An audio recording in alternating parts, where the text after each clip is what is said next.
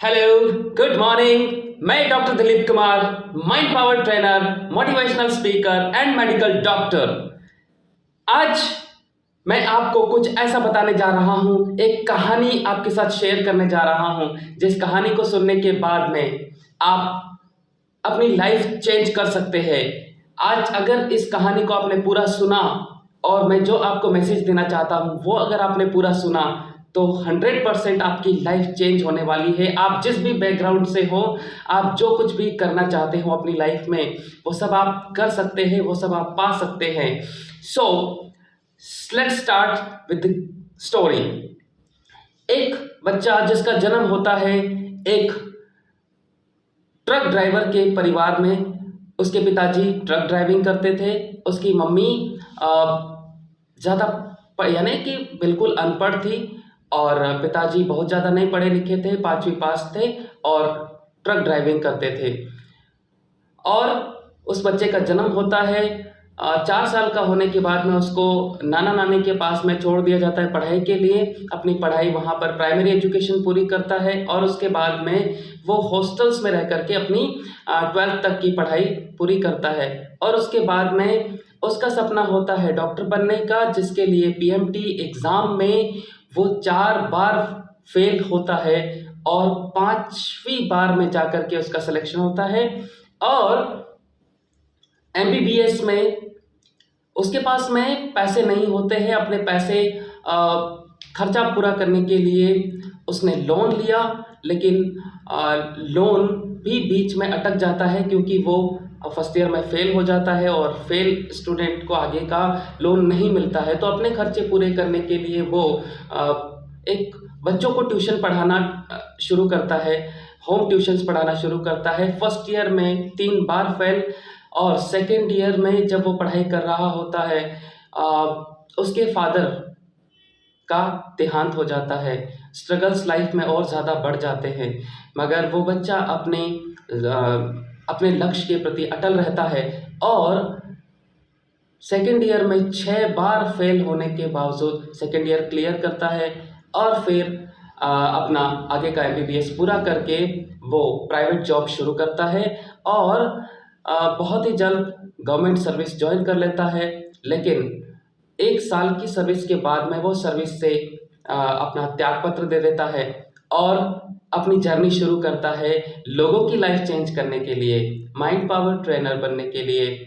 और उसमें उसे बहुत सारी फेलियर्स आती हैं, लेकिन वो बच्चा डेडिकेटेड है और वो आज अपनी लक्ष्य की दिशा में तेज़ी से आगे बढ़ रहा है। ये कहानी किसी और की कहानी नहीं है, जो आपके सामने है, जिसे आप अभी सुन रहे हैं, उसकी मैंने कहानी बताई है। ये मेरी खुद की स्टोरी है।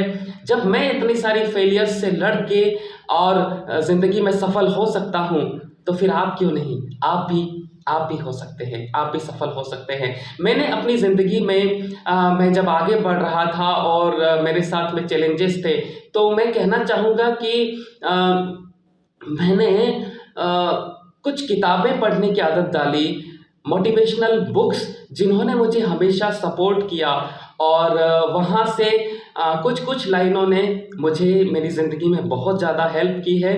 तो मैं आपके साथ में कुछ लाइनें आज शेयर करना चाहता हूँ और कुछ हम बाद में भी बातें करेंगे, तो उसमें मैं आपको बताने वाला हूँ। सबसे पहले आप अगर मेरा पिछला वीडियो देखेंगे जो फेलियर्स को लेकर के है, तो उसमें मैंने आपको 2 स्टोरी शेयर की थी। एक राजा ब्रूस और मकड़ी की कहानी, वो मुझे हमेशा प्रेरित करती रही और जब भी मैं फेल होता था, जब भी मुझे असफलता मिलती थी, तो मैं हमेशा उस कहानी को याद करता और मैं अपने दोबारा से उसके लिए एफर्ट करने में लग जाता।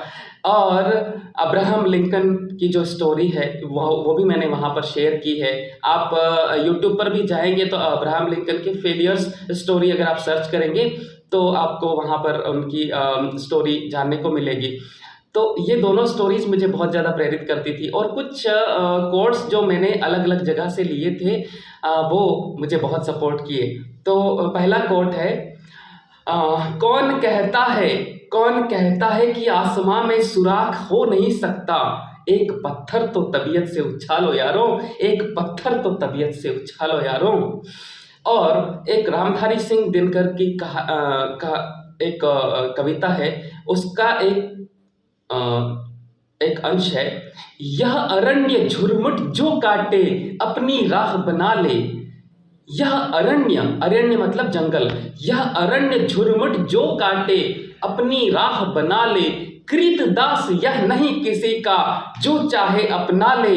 जीवन उनका नहीं युधिष्ठिर जो इससे डरते हैं, यह उनका जो चरण रोक निर्भय हो आगे बढ़ते हैं।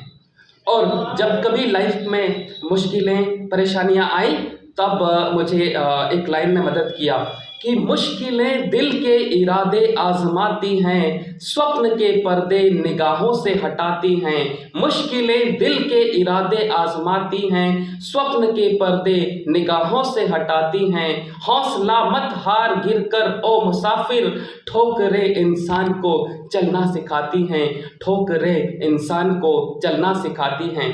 जब कभी ज़िंदगी में बहुत ज़्यादा हताशा निराशा के पल आए, जब लगा कि आगे का रास्ता कुछ नहीं दिख रहा है, तब मुझे इन 2 लाइनों ने बहुत मदद की। बुझ जाए क्षमा तो जल सकती है, बुझ जाए क्षमा तो जल सकती है। कश्ती हदे तूफान से निकल सकती है। मायूस न हो इरादे न बदल, मायूस न हो इरादे न बदल। तकदीर किसी वक्त बदल सकती है, तकदीर किसी वक्त बदल सकती है। यस। और एक संस्कृत का महावाक्य है, बहुत ही शॉर्ट है मगर उसके अंदर जीवन का सार है। उत्साहो परम बलम, उत्साहो परम बलम। Enthusiasm is the greatest power. Enthusiasm, अगर आप जिंदगी में उत्साह के साथ आगे बढ़ रहे हैं तो आपकी जिंदगी में कोई बाधा टिक नहीं सकती, कोई मुश्किल आपको